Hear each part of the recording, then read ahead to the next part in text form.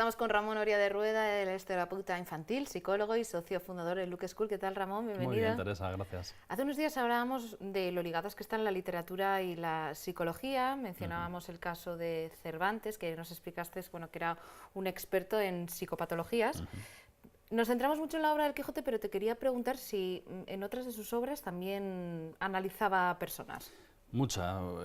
Es un análisis constante en muchas de sus obras. Yo diría que en casi todas hay elementos de psicopatología muy interesantes para psicólogos, para psiquiatras o para aficionados.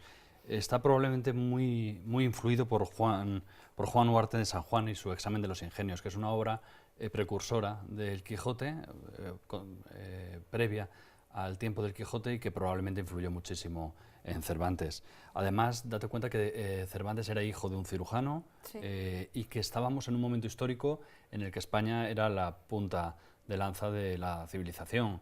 El tratamiento de la alferecía, que es como que se llamaba a los trastornos mentales por aquella época, el único país del mundo que tenía establecimientos dedicados al tratamiento de la alferecía era España.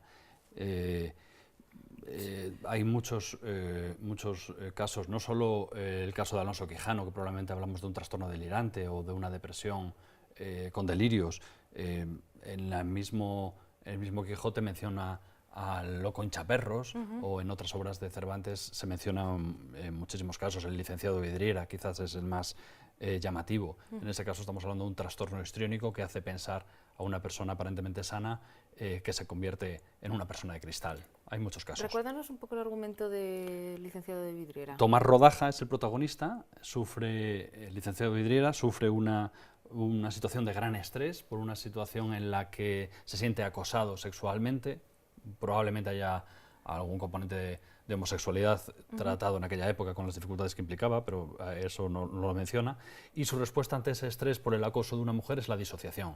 Entra en un delirio y se cree a sí mismo de cristal, con las consecuencias que te puedes imaginar, que piensa que se rompe en cada momento y que es de una fragilidad enorme. ¿Y los psicólogos estudian estos casos?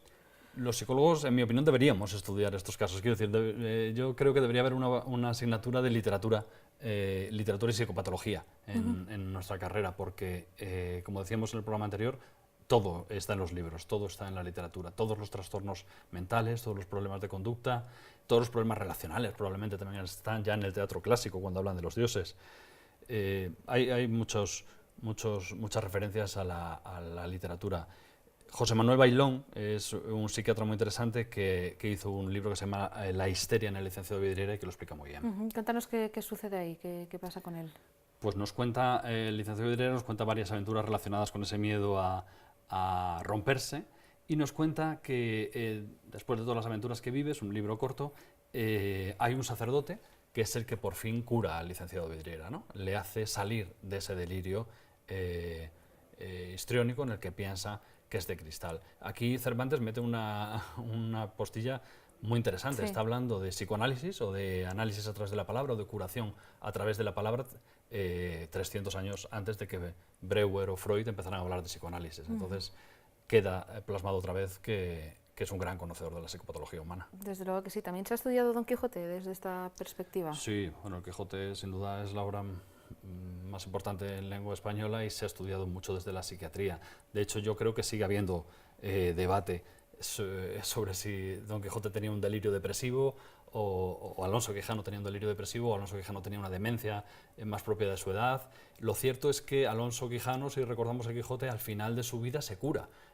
No recuerdo la literalidad del poema, pero al final el último poema cuenta que vivió loco y murió cuerdo, ¿no? Sí. Y literalmente murió cuerdo por un piretoterapia, por un tratamiento de piretoterapia, dirían, ¿no? Es decir, cuando le subió la fiebre, recobró la cordura, ¿no? Entonces, fíjate, cantidad de datos está manejando Cervantes respecto a la psicopatología. Probablemente en su época las cosas no se llamaran igual que hoy, no estuvieran tan estructuradas como hoy, pero era sin duda un genio del conocimiento del alma y de la mente humana. Estamos viendo que está muy bien estudiar psicología o psiquiatría a través de la literatura.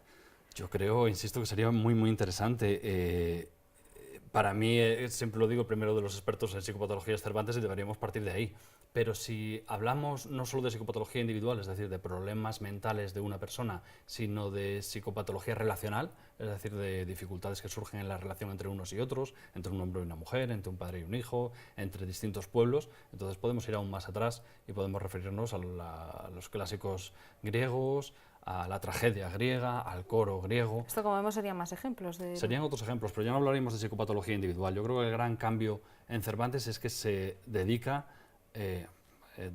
visto desde el punto de un psicólogo, por supuesto, desde el punto de vista de un psicólogo, se dedica a la psicopatología individual. El licenciado Vidriera es un libro dedicado a una persona que sufre un trastorno histriónico. Es bastante probable, al menos este psiquiatra lo plantea en su libro, que Cervantes hubiera conocido al licenciado Vidriera real. Claro. O sea, casos parecidos. Y conocía casos parecidos porque, como comentábamos, no sé si recuerdo en este programa o en el anterior, en España, en aquella época, había lugares de curas para la alferecía. Se trataban los problemas mentales en el año 1600. Es muy llamativo pensarlo a día de hoy. Y bueno, nos estabas comentando ahora, Ramón, que es muy probable que Cervantes tuviera un amigo que conociera a alguien que tuviera esas características. ¿Nunca se ha planteado que fuera el propio Cervantes el que fuera así? Bueno, Cervantes vivió mucho. Sí. En un lugar de la Mancha de cuyo nombre no quiero acordarme.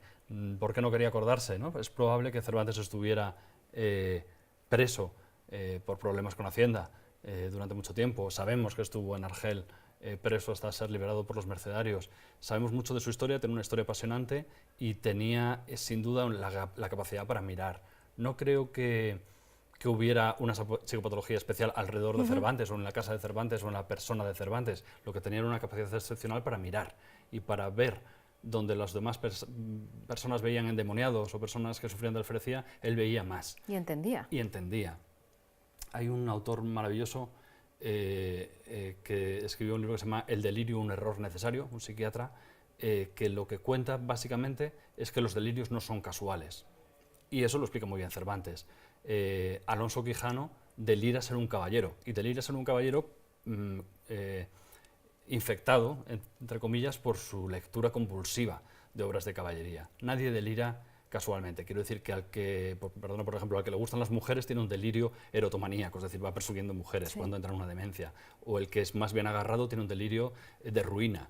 O el que tiene un puntito celoso dentro de lo saludable, si entra en un delirio, va a ser un delirio celotípico. Es decir, los delirios nunca son casuales, y lo que Cervantes sabía ver, y muchos autores después de él, era que detrás de los delirios, detrás de los problemas, había un sufrimiento que tenía una explicación. Sumamente interesante lo que nos cuentas, así que muchísimas gracias, Ramón. Ramón Oria de Rueda es psicólogo, terapeuta infantil y socio fundador de Luke School. Te esperamos aquí cuando quieras. Muy bien, gracias.